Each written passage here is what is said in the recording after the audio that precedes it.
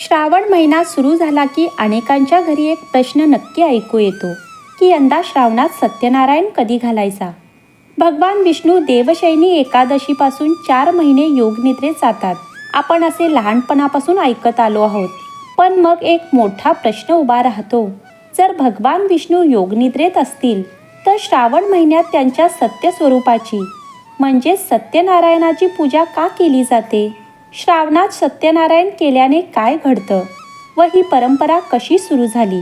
आजच्या व्हिडिओमध्ये आपण सर्व प्रश्नांची उत्तरे शास्त्र, पुराण आणि परंपरेच्या दृष्टिकोनातून जाणून घेणार आहोत.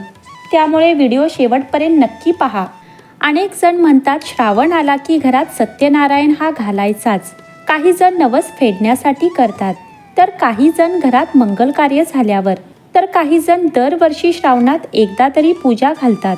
आपण पाहिलं असेल, श्रावण महिना सुरू झाला की अनेक घरांमध्ये एक वेगळीच लगबग सुरू होते. घराची स्वच्छता, देवघराची सजावट, दिवे लावणे, सोमवारचे व्रत, शुक्रवारची पूजा, नागपंचमी, नारळी पौर्णिमा आणि त्याचबरोबर सत्यनारायणाच्या पूजेची तयारी.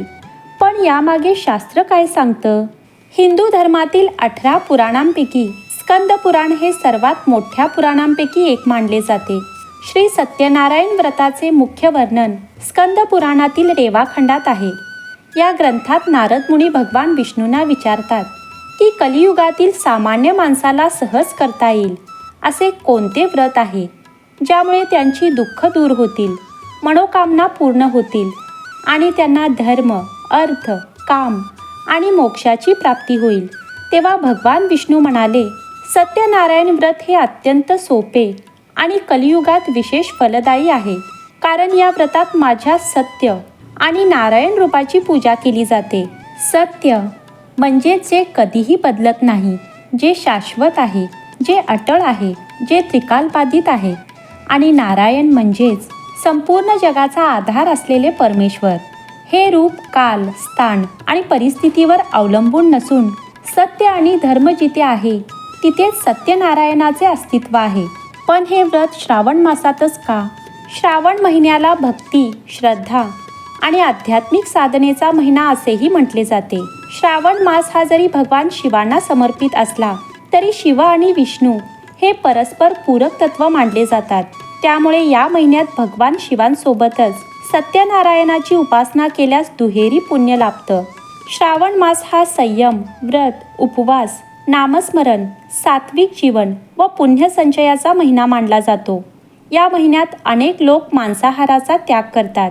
अशा शुद्ध वातावरणात सत्य, श्रद्धा आणि धर्म यांचा संकल्प करण्यासाठी श्रावणात सत्यनारायण व्रत अत्यंत योग्य मानले जाते.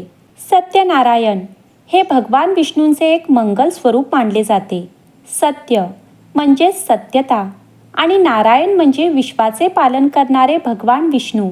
सत्याचा मार्ग स्वीकारणाऱ्या भक्तांचे रक्षण करणारे आणि त्यांच्या मनोकामना पूर्ण करणारे देव म्हणून सत्यनारायणाची उपासना केली जाते.